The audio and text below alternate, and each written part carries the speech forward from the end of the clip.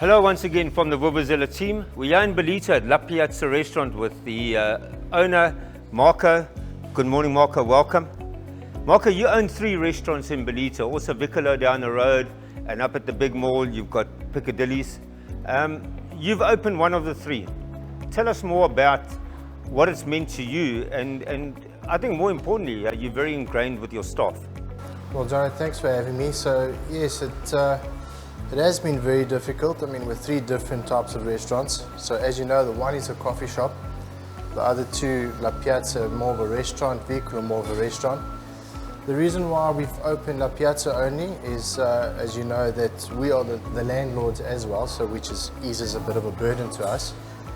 But Piccadilly being more of a foot traffic establishment, coffee shop, interacting on, you know, people thriving on people just coming to sit down for coffee, having breakfast. We need the feet, and right now people aren't going out, there isn't much feet.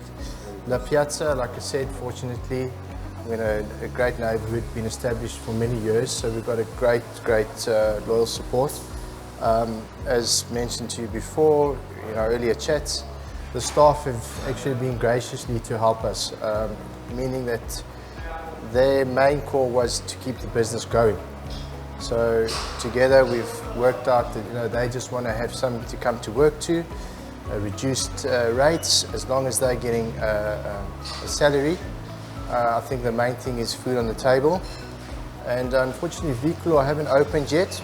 Thus, we're trying to see the feasibility of opening just for takeaways. The first month, it was just deliveries, which high costs with Mr. D and other delivery services, so it eats at your margins. And this month, call and collect, also having a look. So far, it's much better. People are coming out. People just want to collect their own food, which less delivery fees. So from that point, we've started with 1, and hopefully after this month, we can assess the whole situation and try and see when we'll be opening the other establishments. Marco, a tough one here at La Piazza, as you say, you are the restaurateur, but you're also your own landlord. Owning the centre, you've got other tenants, and I'm sure it's a difficult one for you as a landlord, because anybody that rents, whether it's a home or a business, the first person they come to, unfortunately, is yourself. Tell us a bit more of the insights as being a landlord as well, because that's a completely different thing that none of us will understand. It's, you know, you're wearing 2 different caps. You know, you're wearing a tenant cap, you're wearing a landlord cap, you're wearing a restaurateur cap, which is a little bit different to other businesses. You know, you're sitting on all sides of the fence. You're trying to help out where you can. At the end of the day, you've still got commitments. Each restaurant still has commitments. Each landlord still has commitments. It's, you know, it's basically, it's survival of the fittest. You're trying to help as much as you can, your tenants, your staff, yourself, you know. As much as we try to help everybody else, let's not forget, if the business falls in whichever establishment, there'll be nothing to come back to for all the staff. So my main thought is to try and keep whatever businesses there are afloat, so that there is something back that the staff can come back to. And that's the difficulty about it, trying to balance everything, you know, trying to be a landlord, a restaurateur.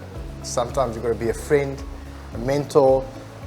You know, you're playing at all levels here, and it's an emotional ride. So we will get through it. We're trying to get through it, and I think everybody's in the same boat. Everyone's stuck in this terrible time together. Marco, a different angle too is obviously we've just recently gone down from level 4 to level 3. Fortunately, level 3 for a lot of people, they lifted the alcohol ban. Restaurants were allowed to do food with a sealed bottle of wine or beer. Has that had much impact on your business now that you're allowed to be able to say you give 2 pizzas and a bottle of wine as opposed to just the pizza? Well, we've just finished 4 bottles of wine, so that's great news.